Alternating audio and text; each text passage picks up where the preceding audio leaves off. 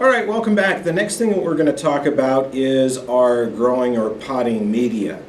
Now, with this, there are just as many choices out here for your growing media as there are for any other supply.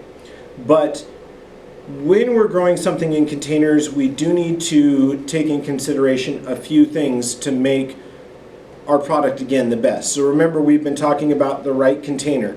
We talked about the right fertilizer. Now we're going to talk about the right growing media. And that right growing media is the SunGrow horticulture mix. It's a peat perlite mix.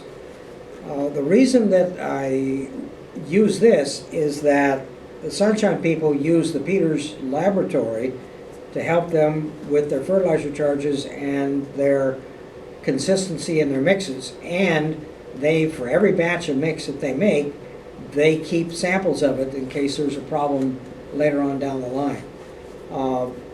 There's several different Sunshine mixes, but for using in the big baskets and pots, I use just one mix, and is the number 4 because that's coarse enough to give you good drainage. And when you're watering a pot like this, it's got to be moist. And once it gets moist, then when you do your irrigation, you want to have your irrigation turned on long enough, your drip system, that it starts dripping out the bottom of the pot. And the reason for that is so that you don't build up excessive salts in your growing media. There are other mixes out there made from other things. Again, we're suggesting what we have used over 40 years and found it to be the most uniform, and I can depend on this mix being the same year after year, load after load. And one of the things that I've noticed too is this last fall I was buying some potting media, and it was on clearance. I wanted it for my home use, and when I opened up the bag, it physically stunk. Like, it had an odor. And looking at the bag, I realized that they were using a mulch. So when they use a mulch, especially around big urban centers, they're grabbing all of the debris that comes off any of your lawn care companies. So your yard waste debris, your tree trimmings, all of that is going into a gigantic pile, and it's fermented and it's mulched and it's loaded with fungus and bacteria. And one of the things that I noticed is with my potting media, when I tried to use it, the cuttings that I put in it actually physically rotted. So the fungal spores that were in there from that mulch process actually killed my plants. The other thing with this potting media is you don't have to use it for everything. So the Sunshine Mix number 4, we're going to use that in our 4-inch pots, and we're going to use that in our hanging baskets. When it comes to our gallon containers with our perennials, we can go something a little bit cheaper, because more of a pumice and bark mix. But with this, we specifically want a very, very consistent mix, because your baskets that you plant, they'll live their entire life cycle in this mix. It'll never change. Your gallon containers that you sell to your client, when they get them home, they're going to take them out of that pot, they're going to plant them into the ground, and then it's going to have that soil that's in the ground that it's going to use from year to year to year to sustain it. But this is kind of a one-time through potting media. The other thing, I know there's been a lot of news articles and publications that have talked about peat moss being a non-renewable resource, and they're trying to move you to newsprint or other types of material to replace your peat moss. Something to understand, peat moss is renewable. The same areas where we harvest the peat, if we leave it alone, it will continue to produce peat. It is a biological product that is renewed. The other thing to understand is when you're using like a newspaper, you may not get the same consistency. It holds water a little bit different. It's not a direct cross. And then also, newspaper itself is going away. It's harder to find newsprint than it was a little bit ago. Well, the other thing too, you don't have to worry about using up the peat, because the amount of peat that has been used from the world reserves, we're talking about a few percentage points of what's been used, and it's renewing faster than we're actually using it. So you don't have to worry about using peat moss. It's going to be around for your lifetime, and who knows how many other lifetimes after that. Right, there's more peat moss out there than, well, yeah, than we'll ever use. And there are areas where peat moss is harvested just like they harvest coal, and they've got so much of it, they use it and they simply burn it. So with this, understand that one of the things that we're using is everything in here in our growing container, with the exception of the little brass eyelets, all of this can be put directly in your garden.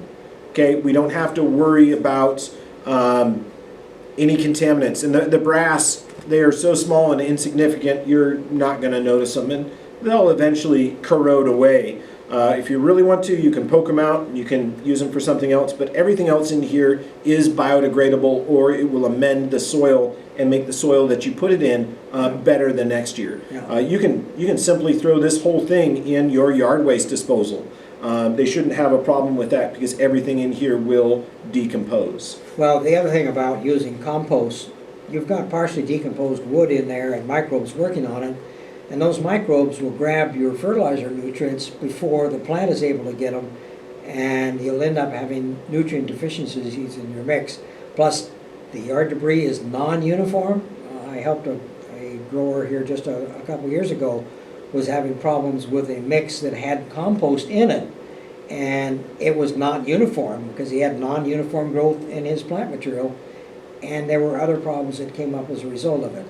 So bark and compost mixes, yeah, they might be okay for using woody ornamentals that you're top dressing with a slow release fertilizer, but not for your bedding plants.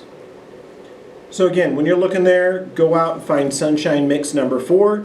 It is available through most of the nation as far as I'm aware. Yeah, most of the nation. It comes in a 4 cubic foot, at least it was 4 cubic foot, it may be a little bit different now, compressed bale, and it is compressed tight, and it will expand into a lot more. When you want to use it, before you take it out, particularly in the school situation, get a 3-foot section of 2.5-inch galvanized pipe. Or a baseball bat. Or a baseball bat that's not cracked. It's not cracked, yes. And work all the edges, hitting it enough to compress it, but not hitting it hard enough that it breaks the plastic, because you can't hit them too hard. That'll help loosen it up, and then you still may have to do a bit more after that to get it out, but at least you'll be able to And tenderizing the bales, the ones that we got here was 3.2 cubic feet. We got them at a local farm store. Sunshine Mix number 4 is also carried by Home Depot.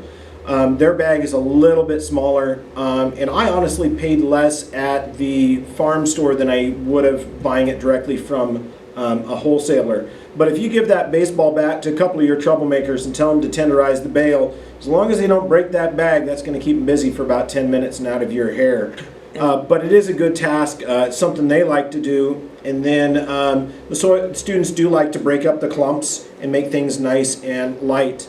The other thing to make sure when they're putting these in here, we are loose filling this. We don't go in and compact the soil because that defeats the purpose of having it. And when you're planting stuff in it, you don't pack the soil around it because that reduces the air that the roots and the root hairs need. So to get the soil in around it, you water overhead with a water wand that has a breaker of the stream, like the dram breakers, to help settle the soil in. And it'll sink a little bit, but when you fill it, you can fill it up loose right up to those eyelets, and then I pre-water it before I plant, and that allows you to stick your finger in there to make a hole, put the plug in if you're going to do it, or dig in a hole deep enough to put the 4-inch pot in. And the pre-watering is very, very important. This is fresh from a bag, so it has some moisture in it.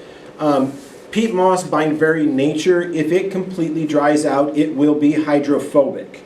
So it will not absorb water. So you do need to water ahead of time or use nice fresh mixes. You do that. And before you get it, if you got a chance to inspect the bales, don't get the bales that you can't lift, because they've set out in the rain and they're very, very heavy, and you don't know how long it's set like that, you may have something happening inside the mix that you don't want. So stay away from the really heavy bales because they can get to be well over 100 pounds. I'd say in excess of 100 pounds. The other thing to think about is buy ahead. There was a shortage of potting media during the 2020 pandemic, since everybody was doing stuff around their houses. So buy your stock the summer before you need it, so that you have it on hand. Take advantage of clearances, but store it indoors, away from rain and away from heat. Yeah, and the problem with part of that shortage was the availability of trucking to be able to ship the product out. Right. The trucks were needed elsewhere too. And everything costs now more than it did the last couple of years ago, but that's just the way things are. Means you have to charge more for your basket. Yeah. But I think that about wraps it up for the soil. Again, Sunshine Mix number 4. It now comes with mycorrhizae in anywhere from a 4 cubic foot to a 3.2 cubic foot bag.